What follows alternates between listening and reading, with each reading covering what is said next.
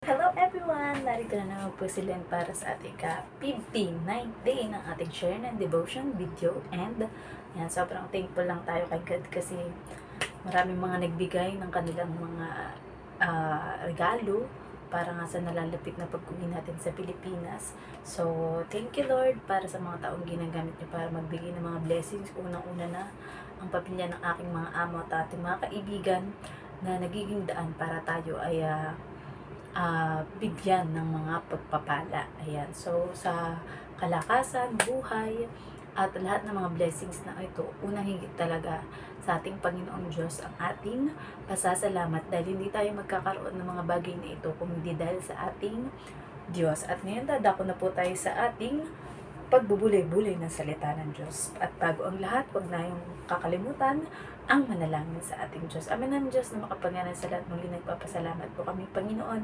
dahil dadako na naman kami sa pagbubulay-bulay at pag-aaral ng inyong mga salita, Panginoon.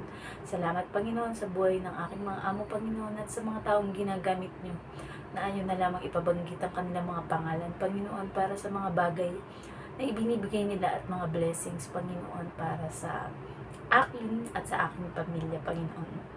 Nawa, Panginoon, ipatuloy niyo silang pagpalain pang lalong higit, Panginoon, at nawa ay nakikita nila, Panginoon, na sa buhay ko, Panginoon, ay nagiging kasangkapan ninyo ako or instrumento, Panginoon, para makita na ang mga katangian ng inyong anak na si Jesus ay aking isinasa buhay matapos itong mabasa at mapag-aralan at mapagbulay-bulay sa inyong salita, Panginoon. Kayo siyang maghari, Panginoon, ng inyong anak na si Jesus at ang kanya tinapos na gawa ay laging maipahayag sa bawat isa, Panginoon, at gayon din po, Panginoon, ay ang banal na Espiritu ang laging lulukob sa amin, Panginoon, upang masigit na maintindihan ng bawat isa ang mga bagay na ito, Panginoon. Kayo po ang mapapurihan, Panginoon. Kayo po ang aming patuloy na pasasalamatan at lalong higit, Panginoon, ay itataas namin sa aming gagawing pag-aaral na ito, Panginoon. Salamat po sa lahat ng blessing, sa kalakasan, sa buhay, Panginoon,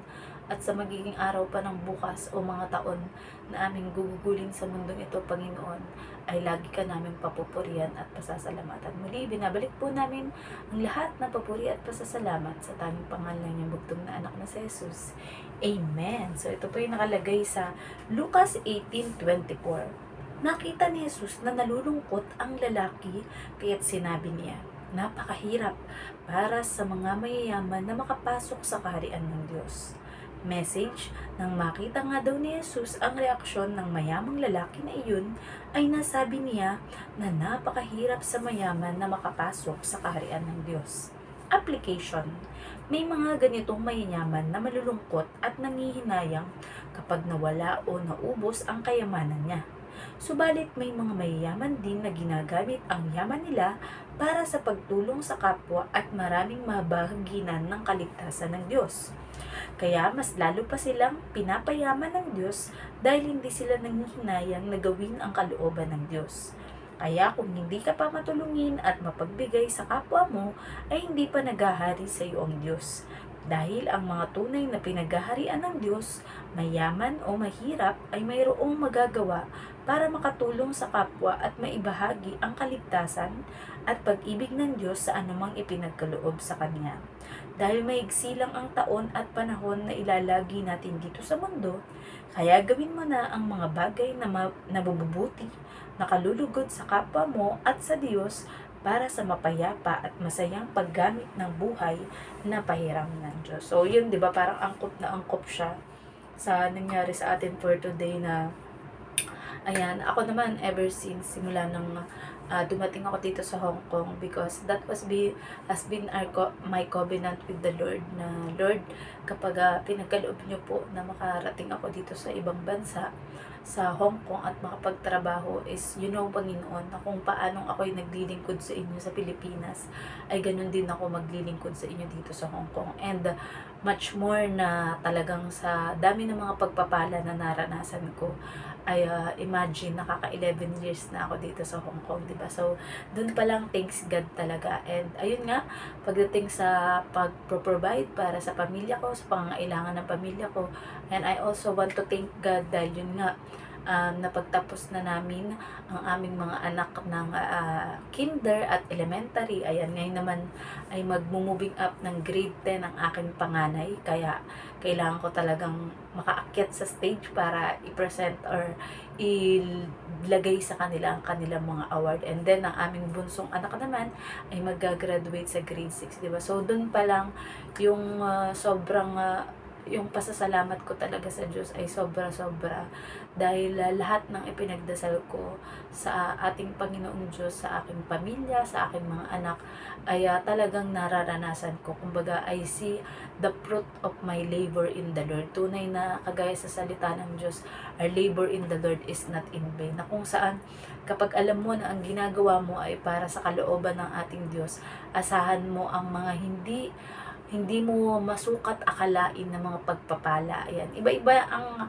klase ng pagdating sa atin ng pagpapala. May iba na pinansyal, may iba na sa kalusugan, may iba naman na sa emotional or intellectual, 'di ba? Yung kagaya nga pagbibigay ng karunungan para sa ating mga anak upang sila ay makapagtapos ng pag-aaral, 'di ba? So, yun pa lang talagang isang malaking pagpapasalamat na sa Diyos. And ayun nga, sa 11 years ko dito sa Hong Kong ay hindi ako pinabayaan ng ating Diyos dahil hindi ko rin pinabayaan ng paglilingkod sa ating Diyos. Talagang kung gaano ako kasigasig at mainit sa paglilingkod sa ating Panginoong Diyos nung nasa Pilipinas pa lang ako at mula nung tumanggap at nag-aral ng mga salita ng Diyos simula pagkabata ay ganun pa rin at mas lalo pang naging deeper ang aking pagkakilala sa ating Panginoong Diyos at pag-aaral ng kanyang mga salita habang naririto tayo sa Hong Kong. So, yun yung naging guide at gabay para sa gayon ay mapupunta tayo sa mga amo na mabubuti at talagang napaka mapagbigay sa akin, 'di ba? So, doon pa lang sobrang talagang yung thank you Lord mo talagang super to the highest level, 'di ba? So, dito, ayan, meron naman mga kilala natin ng mga mayayaman na tumutulong sa ating kapwa, 'di ba? Which is kaya nga mas pinagpapala sila ng Diyos dahil ang ginagawa nila ay pagtulong talaga sa mga nangangailangan, lalong higit sa mga pagpapalaganap ng gawain ng ating Panginoong Diyos, 'di ba? Pero kung halimbawa ikaw ay mayaman, ngunit ang ginagawa mo sa pera mo ay kinikimkim mo lang ito o itinatago, baka bawiin pa sa'yo ng ating Diyos, 'di ba? So, ano man ang meron sa atin, ay huwag tayong ipang manghinayang at huwag tayong malungkot o matakot kung ito man ay maubos, lalo kung ginagamit natin ito para sa paggawa ng pagpapalaganap ng kaharian ng Diyos dito sa lupa. Dahil ministry natin yan, maaari natin maging ministry yan na halimbawa tayo talaga ay pinagpala sa financial or mga kayamanan, di ba? Pero you dedicate yourself na Lord, itutulong ko po ito sa mga simbahan, sa mga balo, sa mga ulila o wala ng mga magulang, ayan, mga estudyante, mapag-aral, mga anak ng pastor, mga misyonero, para maipadala sila sa iba't ibang lugar at mapunta nila kahit yung mga kasulok-sulukan ng bawat bansa o lugar para maipahayag ang iyong salita. And I'm definitely sure, kagaya ng salita ng Diyos, ay ang lahat ng ating mga ginagawa sa ating Panginoon ay hindi masasawalang bahala. Kumbaga, ang Panginoon ay may record ng lahat ng ating mga ginagawang kabutihan at pagtulong sa ating kapwa.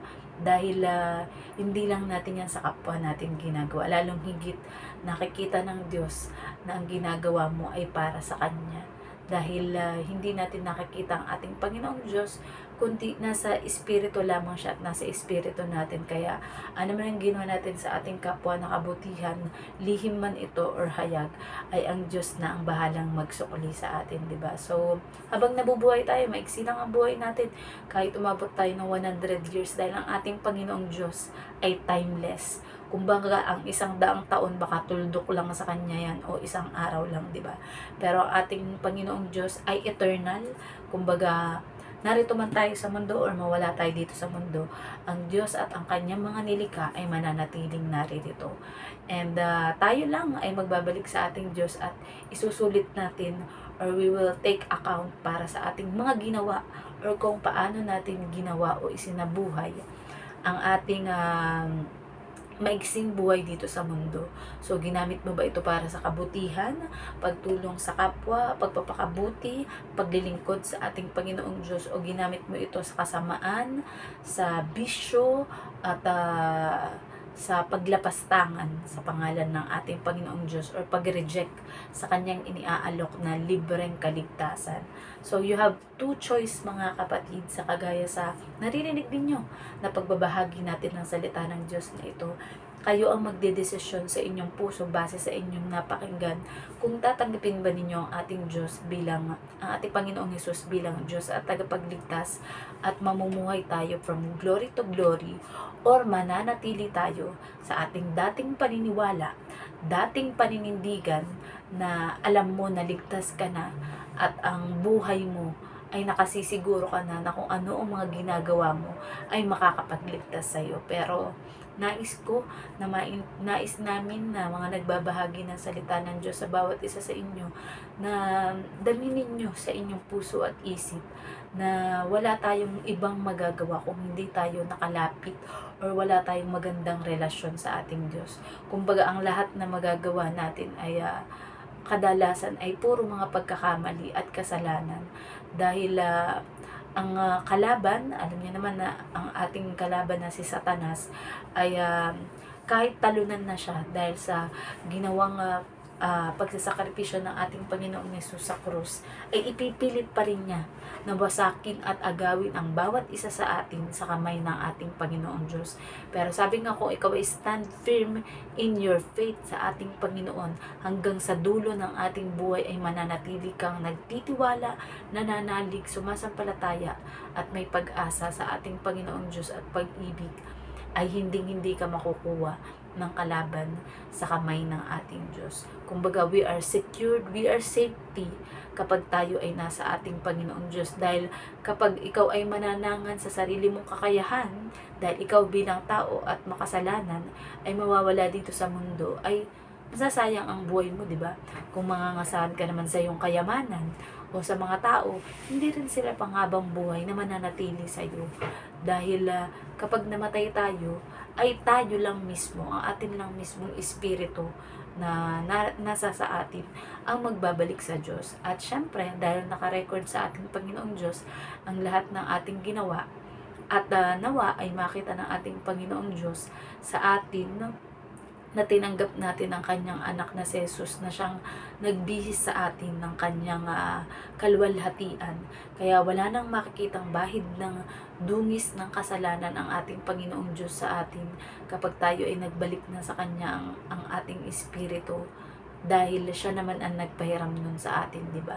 Pero kung halimbawa sa maiksing buhay mo dito ay na-reject mo ang paanya dyan ng ating Panginoong Diyos, ay asahan mo na, naintayin mo na ang magiging bunga ng iyong mga ginawa, dahil malamang sa malamang ayun ay ang habang buhay na pagdurusa ng ating espiritu, kasama ang mga pumili din sa hindi magandang landas. Ayan, sabi nga ng ating Panginoong Yesus, siya ang the way, the truth, and the light, at walang iba, no one comes to the Father except through Him. So, hindi sa pamamagitan ng reliyon, hindi sa pamamagitan ng mga ginawa mo lang na mabuti, na hindi ka connected sa ating Panginoong Yesus, at hindi lang dahil sa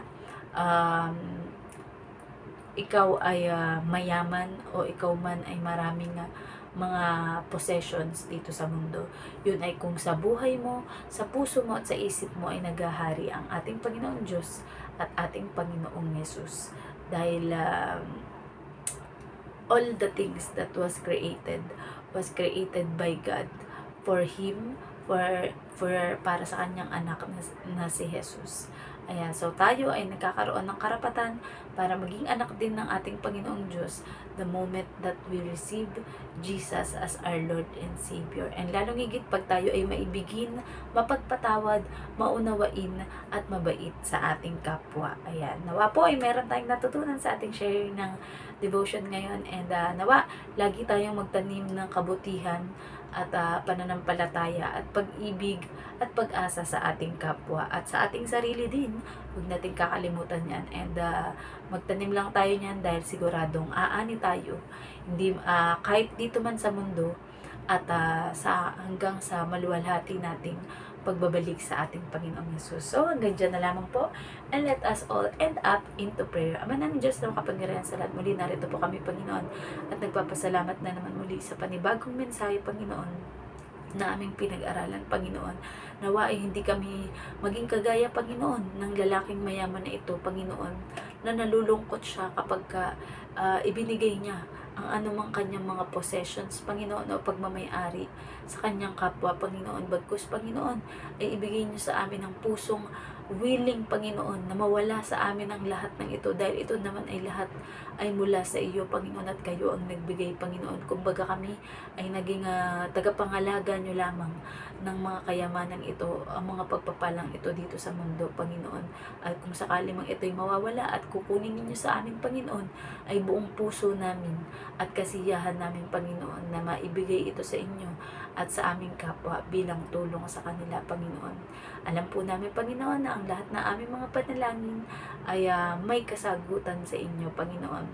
Kung ito man ay yes, Panginoon, salamat po.